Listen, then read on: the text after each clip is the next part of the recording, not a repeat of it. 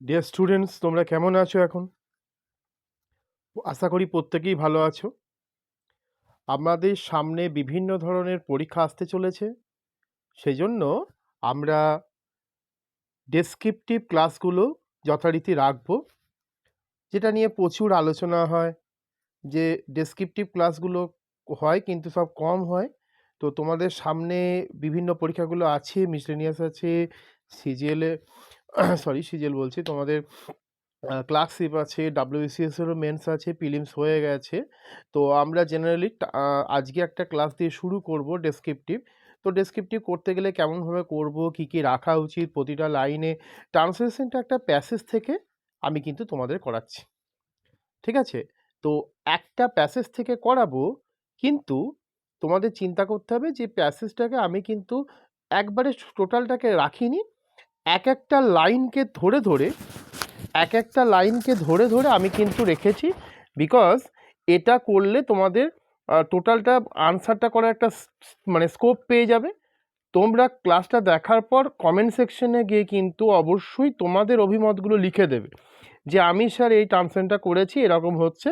তো যারা আমাকে এমনি পার্সোনালি পে করে তারা তো আমাকে টেক্সট করতে পারো, আমি চেক করে দেবো। আর অলরেডি তোমরা আমাকে কমেন্ট সেকশনে গিয়ে কিন্তু লিখে দিতে পারো, ঠিক আছে? তো তাহলে আমরা আপাতত আজকে প্রথম ক্লাসটা শুরু করি। অনেকদিন পর ক্লাসগুলো শুরু হয়েছে, translation into English descriptive class. তো আবারও বলছি, অনিরুদ্ধ স্যার এখানে ক্লাস করানোর সময়তে কিন্তু তোমাদের সাথে ক্লাস করাচ্ছে, তোমাদের সাথে আলোচনামূলক ক্লাস করান, তোমাদেরকে স্যার কিন্তু স্যার হিসেবে পড়াবেন না, ঠিক আছে? তো ফ্রেন্ড ফিলোসফার গাইড দুটো, এই তিনটে ধাপ নিয়েই করাতে চাইছি। তো ক্লাস বাই অনিরুদ্ধ স্যার লেখা নেই, উইথ আছে। ক্লাসগুলো একটু শেয়ার করো পারলে, ঠিক আছে? আর অবশ্যই একটু কমেন্টে বলে দিও যে স্যার খারাপ লাগলো না ভালো লাগলো, আর হতেই পারে যে থার্ড ক্লাস লেগেছে, তো সেটাও একটু বলবে, ঠিক আছে? তো চলো শুরু করি। তাহলে আমরা প্রথম যে ক্লাসটা করব, সেই ক্লাসে প্রথম ট্রান্সলেশনটা একটু দেখে নিই। আমি যখন আমার জীবনযাত্রার দিকে সতর্ক এবং মনোযোগী নজর দিলাম, আমি দেখলাম যে আমার মিতব্যয়ী হওয়া প্রয়োজন। ভেরি ইম্পর্টেন্ট, দেখো লাইনটা লেখা আছে। তো আমাদেরকে এখান থেকে লাইনটা ট্রান্সলেশন করতে হবে, কি হবে সেটা তো আমরা পরে দেখবো বা জেনে নেবো। আপাতত সেই সিকোয়েন্সটা আমরা একটু দেখে নিই। মেন কাজ কোনটা কোনটা আছে, কিভাবে সাজাবো। লেখা আছে আমি যখন, মানে একটা দেখো যখন তখনের ব্যাপার আছে, মানে অ্যাস দিয়ে করতে পারো, হোয়েন দিয়েও করতে পারো। মানে অ্যাকচুয়ালি সেন্টেন্সটা কোন ধরনের ঘটছে বলো তো? কমপ্লেক্স সেন্টেন্সে হচ্ছে, ঠিক আছে? আচ্ছা, এবার দেখো বলছে যে সতর্ক এবং মনোযোগী নজর দিলাম, তাহলে ওয়াচ করার কথা বলা হয়েছে, নোটিশ করার কথা বলা হয়েছে, তাহলে সেটাতেও একটা ভার্ব আছে। আচ্ছা, এবারে দেখো বলছে আমি দেখলাম যে, তাহলে এখানেও একটা দেখার ব্যাপার আছে। কি দেখলাম? আমার মিতব্যয়ী হওয়া প্রয়োজন। তাহলে এখানে দেখা মানে কি লুক, দেখা মানে কি ওয়াচ? না, এখানে হচ্ছে রিয়ালাইজ করা, ফিল করা। তো কি ফিল করছি? যে আমার মিতব্যয়ী হওয়া প্রয়োজন, থ্রেফট হওয়া প্রয়োজন আছে, যাতে আমি মানে বুঝে সুঝে ব্যয় করতে পারি, সেটা আমাকে ভাবতে হচ্ছে। তাহলে সেন্টেন্সের আমরা মেন পার্ট কিন্তু তিনটে দেখতে পেলাম, আবারও বলছি। কি কি? একটা হচ্ছে নজর দিলাম, মেন ভার্ব হিসেবে। আমি দেখলাম যে এখানে একটা ভার্ব, আর আমার হওয়া উচিত মানে মিতব্যয়ী, এই পোর্শনটা একটা আছে।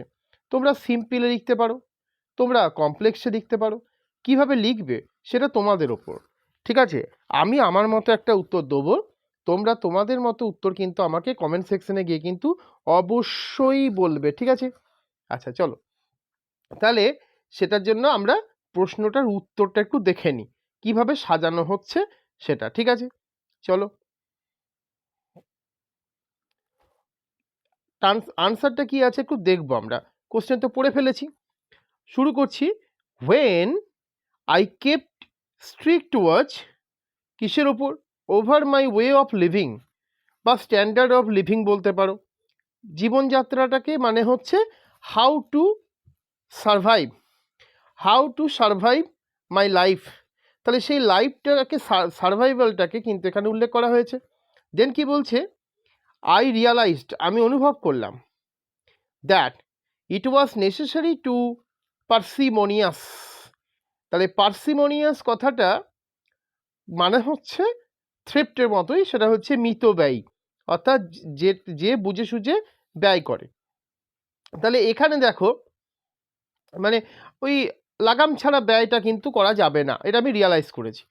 সেন্টেন্সের গঠনে দেখো, আই কেপ্ট স্ট্রিক্ট ওয়াচ, এখানে কেপটা হচ্ছে V2, আবার রিয়ালাইজড এখানে V2, পরের পার দ্যাটের পরে দেখো লেখা আছে ইট ওয়াজ, এখানে ওয়াজটা এই ফরম্যাটে তোমার বি ভার্ব নয় মেন ভার্ব হিসেবে ক্রিয়েট করছে এবং এটা V2। ঠিক আছে, তো সাজানোগুলোর দিকে প্রথম দিনের ট্রান্সলেশনে আমরা লক্ষ্য রাখবো সাজানোগুলোর দিকে। ওকে, আবার দেখো এখানে একটা অ্যাপ্রোপ্রিয়েট প্রিপোজিশনের ব্যাপার আছে যে strict watch over my way, তাহলে এই জায়গাটা একটা খেয়াল রাখার ব্যাপার আছে, তাই না? তাহলে কেপ্ট স্ট্রিক্ট ওয়াচ এটা মানে হচ্ছে সতর্ক এবং মনোযোগী দৃষ্টিভঙ্গি বা নজরদারি। ঠিক আছে, তাহলে আমরা প্রথম সেন্টেন্সটাকে আপাতত দৃষ্টিতে করে ফেলেছি। এবার কেন আপাতত বলছেন স্যার? বিকজ স্যার তোমাদের কাছে কিছু চাইছেন। কি চাইছেন? তোমরা কিভাবে করো। চলো নেক্সট কোশ্চেন দেখি, বা নেক্সট লাইনটা একটু দেখে নিই। আমি তাই আমার খরচ অর্ধেক কমানোর সংকল্প করলাম। তাহলে এই জায়গাটা তো একটা খুব সুন্দর ব্যাপার আছে। তাহলে এই যে তাই কথাটা আছে, তো দেয়ার ফোর আমরা লিখতে পারি বা শো হতে পারে। তো মেন ফান্ডা হচ্ছে সাবজেক্টকে আমি কি করতে চাইলাম, আমি একটা সংকল্প করলাম। সংকল্পটা করলাম কি করতে? রিডিউস করার ক্ষেত্রে, কমাতে বলা হয়েছে। তাহলে কমাতে কি কমাতে হবে? খরচ, এক্সপেন্ডিচার। কার খরচ? আমার খরচ। কতটা পরিমাণে খরচ করব? অর্ধেক মানে হাফ। তাহলে আমাকে সাজানোটা আমি মানে স্ট্রাকচারটা তোমাদেরকে কিন্তু মুখে মুখে বলে দিলাম যে আমি তাই আমার খরচ অর্ধেক কমানোর সংকল্প করলাম। এটা কিন্তু স্ট্রাকচারালি কীভাবে লিখবো সেটা কিন্তু আমি কিন্তু বলে দিয়েছি। এইবারে আমরা আনসারটা একবার দেখে নিই, চলো কি আছে।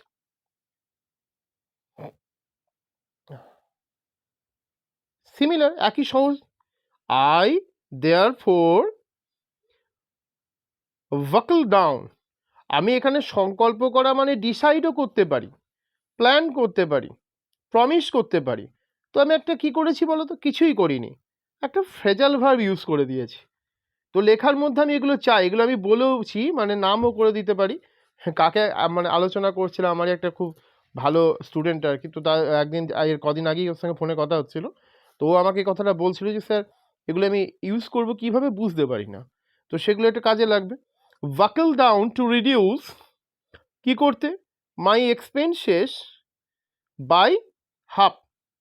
তাহলে এই জায়গাটাতে আমার মনে হয় না সাজানোর দিক থেকে তোমাদের কোনো ভুল হচ্ছে। বিকজ দেখো এখানে বাকল ডাউনটা হচ্ছে V2, বা তারপরে যে রিডিউস শব্দটা আছে V1, মাঝে কিন্তু টু নামক একটা ইনফিনিটিভ আমি কিন্তু ইউজ করেছি। তাহলে দুটো ভার্বের মধ্যে গঠনের ক্ষেত্রে যেটা লাগে, দুটো ভার্বের যোগসূত্র তৈরি করতে গেলে একটা ইনফিনিটিভ, আমি সেটাও কিন্তু ব্যবহার করেছি। এই সেন্টেন্সে কিন্তু আমি একটা তোমার ফ্রেজাল ভার্ব ইউজ করে দিয়েছি। তাহলে এগুলোকে নিজেকে খেয়াল রাখতে হবে যে সেন্টেন্সের গঠনটা অন্য থেকে আমার গঠনটা কতটা ডিফারেন্ট হচ্ছে, সেটার উপরে কিন্তু একটা নাম্বারের ব্যাপার থেকে যায়। ঠিক আছে, আচ্ছা তো এর পরেরটা দেখে নিই চলো। আমার খরচের হিসাবে দেখলাম আমার বেশিরভাগে বিষয়ের জন্য গাড়ি ভাড়ায় খরচ হয়, মানে এক্সপেন্ডিচারটা অ্যাকচুয়ালি ফেয়ার্সের মধ্যে কাজে লেগে যাচ্ছে, অর্থাৎ কি যেটা ভাড়া আর কি, পরিবহনে যে ভাড়াটা থাকছে আর কি, তো সে ভাড়া হিসেবে বেশ কিছু টাকা কিন্তু খরচ করে ফেলছি, এটা কিন্তু আমি হিসেব করে দেখলাম। তো ভীষণ ইম্পর্টেন্ট একটা কন্টেন্ট, আমরা একটু দেখে নেব। চলো কি লেখা আছে, কিভাবে সাজাচ্ছি একবার দেখে নিই প্রত্যেকে। এখানে আমার কিন্তু দুটো পার্ট আছে, দেখলাম আর সেটা হচ্ছে কি খরচটা সম্পর্কে। তো চলো একবার অবভিয়াসলি দেখে নিই, বাকি স্টুডেন্টরা দেখে ফেলুক। লেখা আছে my balance sheet showed that. আমরা ব্যালেন্স শিটের ব্যাপারে যদি যাই তাহলে দেখতে পাবো আমার কিন্তু ব্যালেন্সে কিন্তু লাগে ডেবিট ক্রেডিটের ব্যাপারগুলো থাকে। তো সেইখান থেকে আমি কি বলছি দেখো লাইনটা, my balance sheet showed that most of the debit side were spent on fares ভাই, গাড়ি ভাড়াতে টাকাটা লেগে যাচ্ছে না, তো সেই জন্য স্পেন্ট অন কথাটা বলেছি। তো my balance sheet show that, তোমরা এটাকে অন্যভাবেও ইউজ করতে পারো। কীরকম? When I observe or I go through my, কি বলবো, আই গো হবে না, I went through my accounts, বা বলতে পারো যে এক্সপেন্ডিচার্স। তো তারপরে কথাটাকে আমরা কিন্তু ইউজ করতে পারি। মানে আমি একটা জিনিস বোঝাতে চাইছি তোমাদেরকে, যে উইদিন একটা জিনিস সাজিয়ে নিয়েছেন স্যার স্যারের মতো করে, বাট স্যার স্যারের মতো সাজিয়ে নিয়েছেন বলে সেটা যে আমার পরীক্ষাতে আমাকে স্যারেরটাই লিখে ফেলতে হবে এটা নয়, আমি কিন্তু বিভিন্ন রকম অ্যাপ্লাইটা অন্তত করতে পারি। আর অ্যাপ্লাইটা করার পর দেখবে স্যার অবশ্যই বলে দিতে বাধ্য যে তোমরা ওই জায়গাটায় মনে হচ্ছে এখানটা ভুল করেছো বা অন্য কিছু করেছো, মনে থাকবে। আচ্ছা, তাহলে পরেরটা চলে যাই। আবার আমার পরিবারের সঙ্গে মানে নিয়মিত সাপ্তাহিক খরচ মেটানো। প্রত্যেকে রাগ হয়ে যাবে স্যার কি বলছেন, মানে যখনই পরিবারের সঙ্গে থাকা হয় তার মানেই কি নিয়মিত খরচ মেটানো হয়, মানে পরিবারের সাপেক্ষে পরিবারের সঙ্গে থাকা মানে আমার এক্সপেন্ডিচার বেড়ে যায়, আমার খরচাটা বাড়ছে, আমার ফ্যামিলির জন্য আমাকে কিছু খরচ করতে হয়, তো সেক্ষেত্রে আমার কিন্তু একটা ভালো রকম টাকা লেগে যাচ্ছে। এটা অবশ্য অনেকে আমাকে পিটাবে, তোমাদের মধ্যে যে যে আছো, মনে হবে স্যার কী সব বলে দিচ্ছেন। আচ্ছা চলো, তো দেখা যাক কি আছে। Again, to stay with my flash and blood, মানে ঘনিষ্ঠ মহল বা রিলেটিভস, বা আমি বলতে পারি একদম ফ্যামিলি, ঠিক আছে, যারা ইনডোর্স হচ্ছে, ইনডোর্স মেম্বার। তো বলছে meant the payment of a regular weekly bill মানে ওদের ওদের কাছে থাকা মানেই হচ্ছে অ্যাকচুয়ালি, সেটার মানে হচ্ছে যে পেমেন্টটা আর কি, টাকা পয়সাটা সেটা যে খরচ হচ্ছে উইকলি সাপ্তাহিক হিসেবে, সেটা তার মানে আমি দেখো সাবজেক্ট হিসেবে গোটাটাকে রেখেছি, কোনটা বলো তো, এটা হচ্ছে to stay with my flash and blood, এই গোটা কথাটাকে সাবজেক্ট হিসেবে রাখছি, মিন্ট হয়ে যাচ্ছে সেক্ষেত্রে main verb, and the rest one is the payment of a regular weekly bill. ঠিক আছে, তো এগুলো চলবে, আরও চলবে ক্লাস, কিন্তু কমেন্ট সেকশনে কিন্তু জানাতে হবে, খালি ওই একটা দুটো কমেন্ট হলে হবে না, কার্যকরী কমেন্ট চাই, যে স্যার এই টেক্সচারটা দিন বা এটা করান। তোমাদের একটা প্রস্তাবও থাকতে পারে যে আমরা উইকলি দুটো করে রাইটিং ক্লাস করাও ভাবছি আমি, তো সেক্ষেত্রে তোমরা আমাকে কোশ্চেনটা যদি একটু সেন্ড করে দিতে পারো, সবার হয়তো সবগুলো আমি গ্যারান্টেড করতে পারলাম না, দু একটা তো করানো যাবে, নিজেদের অভিমত দেখে স্যার করিয়ে দিয়েছেন আমাদের, এটা তো বলতে পারবে। চলো নেক্সট।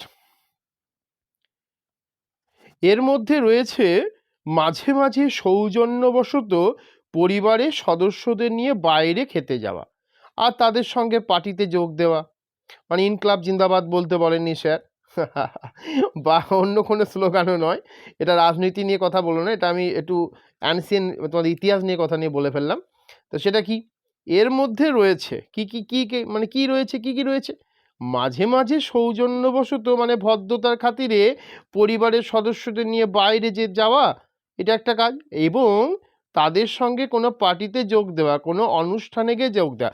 এখানে পার্টিতেও যোগ দেওয়া মানে বলা হয়নি লেটস দ্য পার্টি বিগিন বলে গান লাগাতে হবে না তো এখানে লেটস দ্য পার্টি বিগিন নয়, এটা অন্য কিছু, একটু দেখে নিই, আমরা একটু ট্রান্সলেশনটা করার চেষ্টা করি। চলো ফটাফট, ভীষণ সহজ কিন্তু, ঠিক আছে, আমি কিন্তু ভেঙে ভেঙে বলছি কিন্তু সেটাকে মাথায় রাখবে। It also included the bow and scrape of occasionally taking my indoors members out to dinner and likewise attending parties with them.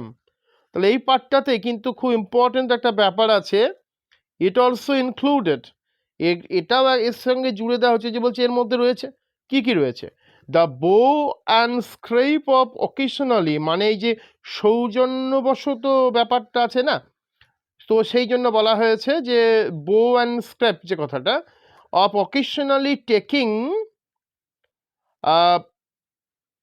My indoor members, এখানে কিন্তু এন্ডোর্স মেম্বার মানে হচ্ছে বাড়ির অন্দরমহলে থাকা ব্যক্তিরা, যেটা আমরা অ্যারিস্টোক্র্যাট ফ্যামিলির ক্ষেত্রে ইউজ করে থাকি। এটা হচ্ছে পরিবারের সদস্যদেরকে আমরা এন্ডিওর মেম্বার্স বলতে পারি, বিকজ যারা আমাদের বাইরে থেকে আসেন তাদেরকে আমরা আউটডোর্স বলতে পারি। তো এরকম ইডিওমেটিক ব্যাপারগুলো তাকে খেয়াল করে ফেলেছে অলরেডি, যে বো অ্যান্ড স্কেপ যে কথাটা বলেছিলাম, তো সেরকমই এখানে বলছি ইনডোর মেম্বার্স। তাহলে এই লাইনগুলো যদি তোমরা সাজাতে পারো, আমার মনে হয় আর ক্লাসগুলো বেশি না দেখলেও চলে যাবে তখন। না তবে দেখো তো এখানে কি লেখা আছে দেখো, it also included the bore and scrape of occasionally taking my endure members out to dinner and likewise attending parties with them. তো এটাও ভীষণ সহজ। আমি একটা জিনিস খেয়াল করে দেখো, লেখা আছে টেকিং মাই, কথাটা লেখা আছে পরে, ফলত পরে অ্যান্ড নামক কনজাংশনের পরে লেখা আছে অ্যাটেনিং, কথাটা লেখা আছে। মানে আগে যেহেতু আমি টু প্লাস ভার্ব দিয়ে লিখিনি, জেরান্ড ফর্ম ইউজ করেছি বা প্রেজেন্ট পার্টিসিপেল ফর্ম ইউজ করেছি, সো পরে অ্যান্ডের পরেও কিন্তু সেই রকমই কিন্তু ব্যবহৃত হয়েছে। কনজাংশনের থিওরিটাকে কিন্তু স্যার মেনটেন করেছেন। আসলে গ্রামার যদি আমার তৈরি ভালো করে থাকে, ট্রান্সলেশন কতটা গুরুত্বপূর্ণ হতে পারে এটা কিন্তু একটা ভালো মানে আমরা একটা প্রমাণ পেলাম, প্রুফ পেলাম, তাই না? সো আমাদের ট্রান্সলেশনের যে ক্লাসটা ছিল ছোট ক্লাস, সেটা কিন্তু অলরেডি আমি কমপ্লিট করে দিয়েছি। এখন তোমাদের কাজ আমাকে বলা যে আদৌ ভালো লাগলো না, ধ্যাত তারি কী পড়াচ্ছেন বুঝতে পারছি না, এটাও বলতে পারো। সো পরের দিনের ক্লাসের জন্য তোমরা তৈরি থাকো। ওকে, কেমন হয়েছে ক্লাসটা ড্যাম শিওর আমি জানি বলবে তোমরা কেউ না কেউ। ইনবক্সে যারা হোয়াটসঅ্যাপ আছে তারা তো বলেই, তো আমি চাই কমেন্ট সেকশনে গিয়ে বলো ইউটিউবে, আর অবশ্যই এটাকে একটু শেয়ার করে দিতে পারো। স্যার তো পয়সা নিচ্ছেন না, চলো পয়সা নিলেও দোষ, কেউ কেউ বলবে হয়তো স্যার এতও টাকা লেগে যাচ্ছে তো সেই জন্য বললাম যে এটা ফ্রি ক্লাস, একটু শেয়ার করে দিতে পারো, ঠিক আছে? চলো টাটা।